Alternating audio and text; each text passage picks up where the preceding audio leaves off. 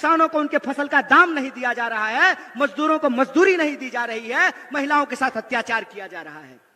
आप टीवी खोल करके देख लीजिएगा, बड़ा बड़ा दावा किया गया। क्या कहा गया कि चौधरी चरण सिंह जी को भारत रत्न दिया जा रहा है, डॉक्टर स्वामीनाथन को भारत रत्न दिया जा रहा है। बहुत खुशी की बात है, बहुत आनंद की बात है कि इनको भारत रत्न दिया गया है।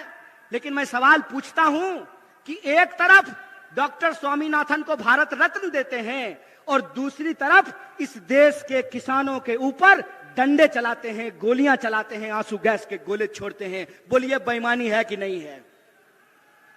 भारत रत्न दे रहे हैं और किसान कह रहे हैं कि हमको हमारे फसल के दाम की गारंटी करो, तो किसान को उनके फसल की गारंटी नहीं मिल रही है।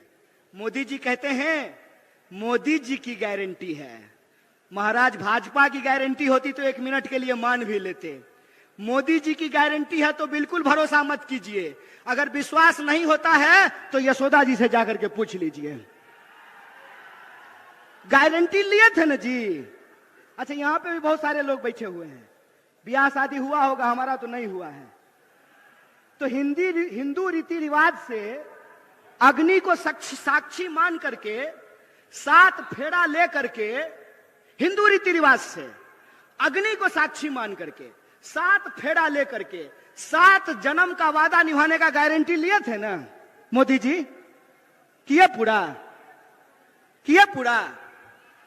भाग गए ना छोड़ के? कोई गारंटी नहीं है इस आदमी का। इस आदमी का एक ही गारंटी है कि इस देश की धन संपदा को लूट करके अपने दोस्त के खजाने में पहुंचा देंगे। एक ही गारंटी है कि रेलवे बेच देंगे, एयरपोर्ट बेच देंगे, पोर्ट बेच देंगे, सड़क बेच देंगे, नदी बेच देंगे, खदान बेच देंगे, और इस देश के जो आम लोग हैं वो नौकरियों के लिए दर दर तड़पेंगे, दर दर भटकेंगे। और जो भी गारंटी इन्होंने कहा था, मैं आपसे पूछता हूं कि कौन सी गारंटी पूरी हुई है? बोलिए। 15 लाख आपके खाते में आया? 15 लाख खाते में आया? 2 करोड़ नौकरी मिली? महंगाई कम हुआ? काला धन आया? तो कौन सा गारंटी पूरा हुआ है जी? कौन सा गारंटी पूरा हुआ है? मंदिर बनाने का? एक बात बताइए, मंदिर की बात चली है तो मैं भी एक बात कहना चाहता हूं। मेरा जन्म मिथिला की पावन भूमि पर हुआ है और मिथिला के लोग यह बात जानते हैं कि मिथिला की धरती माता जानकी की धरती है। माता जानकी, जिनके बारे में हम लोग कभी भी भगवान प्रभु श्री राम का नाम अकेले नहीं लेते हैं। जब भी बोलते हैं तो क्या बोलते हैं? बोलते हैं सियापति रामचंद्र की जय। बोलिए, बोलते हैं कि नहीं बोलते हैं? देखे हैं राम जी के साथ फोटो सीता जी का? एक फोटो बता दीजिए, एक भी फोटो देखे हैं सीता जी का राम जी के साथ?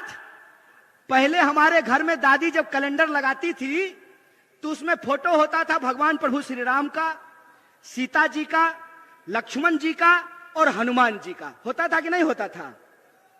हनुमान जी, सीता जी, लक्ष्मण जी कोई फोटो में नहीं दिख रहे हैं। मतलब यही होता है कि जिनको धर्म का मतलब नहीं मालूम होता है ना, तो जब वो धर्म का पाखंड करते हैं तो उनसे गलती हो ही जाती है। क्योंकि धर्म का मतलब होता है धारण करना। धर्म बना है संस्कृत के धृत धातु से, जिसका अर्थ होता है धारण करना।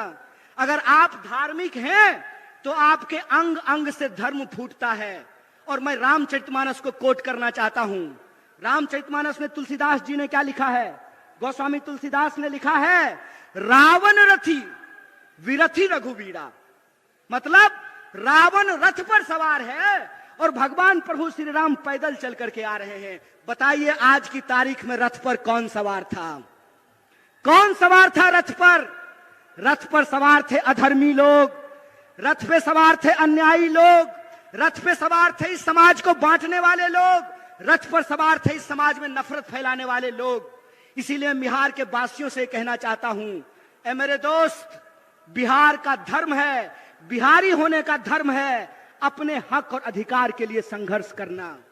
बिहारी होने का धर्म है कि 1942 में जब भारत छोड़ो आंदोलन हो रहा था तो बिहार का चप्पा चप्पा ब्रिटिश साम्राज्य के खिलाफ लड़ रहा था। इसीलिए मैं बिहार के आम आवाम से अपील करना चाहता हूं कि अगर इस देश में आप बदलाव चाहते हैं कि नहीं चाहते हैं? आप चाहते हैं कि महंगाई कम हो, आप चाहते हैं कि बेकारी कम हो, आप चाहते हैं कि किसानों को न्याय मिले, आप चाहते हैं कि मजदूरों को न्याय मिले, आप चाहते हैं कि नौजवानों को न्याय मिले। अगर चाहते हैं तो मैं आपको याद दिलाना चाहता हूं कि जब जब बदलाव देश में हुआ है उसकी पहल बिहार से हुई है। इस बात को याद रखिएगा। बिहार अगर करवट लेता है तो इस देश में परिवर्तन होता है। इस बात को याद रखिएगा। इसीलिए मैं आप तमाम बिहार वासियों से अपील करना चाहता हूं कि यह जो भारत जोड़ो न्याय यात्रा है ये हमारे और आपके न्याय की बात है। यह जो भारत जोड़ो न्याय यात्रा है उस न्याय यात्रा में हम 5 तरह का न्याय चाहते हैं। कितने तरह का? हाथ उठा करके बताइए। हम 5 तरह का न्याय चाहते हैं। हम चाहते हैं कि इस देश में युवाओं को न्याय मिले, इसीलिए हमारा पहला न्याय है युवा न्याय। हम चाहते हैं कि इस देश में सभी समुदाय के लोगों को, सभी जाति के लोगों को, चाहे वो गरीब जनरल हो, चाहे वो पिछड़ा हो, अति पिछड़ा हो, दलित हो, महादलित हो, अल्पसंख्यक हो, अकलियत समाज के हो, महिला हो, पुरुष हो, हम सबकी भागीदारी सुनिश्चित करना चाहते हैं। तो दूसरा न्याय है हमारा भागीदारी का न्याय, हिस्सेदारी का न्याय। और तीसरा न्याय है मजदूरों को न्याय। चौथा न्याय है हमारा नारी को न्याय। और 5वां न्याय है हमारा किसानों को न्याय। उन किसानों को न्याय दिलाना जो एमएसपी का हक मांग रहे हैं। और मैं आपको याद दिला दूं, भारतीय राष्ट्रीय कांग्रेस के माननीय अध्यक्ष श्री मल्लिकार्जुन खड़गे जी और हमारे नेता राहुल गांधी जी ने कहा है कि अगर इंडिया गठबंधन की सरकार बनेगी तो हम सबसे पहला काम ये करेंगे कि किसानों को एमएसपी की गारंटी देंगे, एमएसपी को कानूनी दर्जा दिया जाएगा। इसकी घोषणा कांग्रेस पार्टी ने की है। तो 5 तरह के न्याय देने से इस देश को शक्ति मिलेगी। तो आप बताइए, आप देश को शक्तिशाली बनाना चाहते हैं कि नहीं बनाना चाहते हैं? बिहार को शक्तिशाली बनाना चाहते हैं कि नहीं बनाना चाहते हैं? इसीलिए हम आपसे अपील करना चाहते हैं। इसी अपील के साथ मैं अपनी बात को खत्म करूंगा कि आने वाले दिनों में जो अन्याय कर रहे हैं उनको अन्याय करने दीजिए। लेकिन आप अगर न्याय चाहते हैं, अपना न्याय चाहते हैं, आने वाली पीढ़ी का न्याय चाहते हैं, तो आपको न्याय योद्धा बनना पड़ेगा। बोलिए, न्याय योद्धा बनेंगे? बिहार के एक एक लोग न्याय योद्धा बनने को तैयार हैं। अगर आप न्याय योद्धा बनेंगे तो आप लोगों को एक नंबर जो कांग्रेस पार्टी के द्वारा जारी किया गया है उस नंबर पे कॉल करके न्याय योद्धा बनना है। और यह जो भारत जोड़ो न्याय यात्रा का संकल्प है कि हम अन्याय के अंधकार में न्याय का दिया जलाना चाहते हैं, इसमें आपको शामिल होना पड़ेगा। इन्हीं शब्दों के साथ तमाम सम्मानित मंच को एक बार फिर से धन्यवाद अदा करते हुए, और जो हमारे पुलिस प्रशासन के लोग हैं, मीडिया के लोग हैं, और आप तमाम जो लोग हमारी आवाज को सुन रहे हैं, आप सब लोगों को धन्यवाद अदा करते हुए, शुक्रिया अदा करते अपनी बात को खत्म करूंगा। शुक्रिया। इनकलाब जिंदाबाद।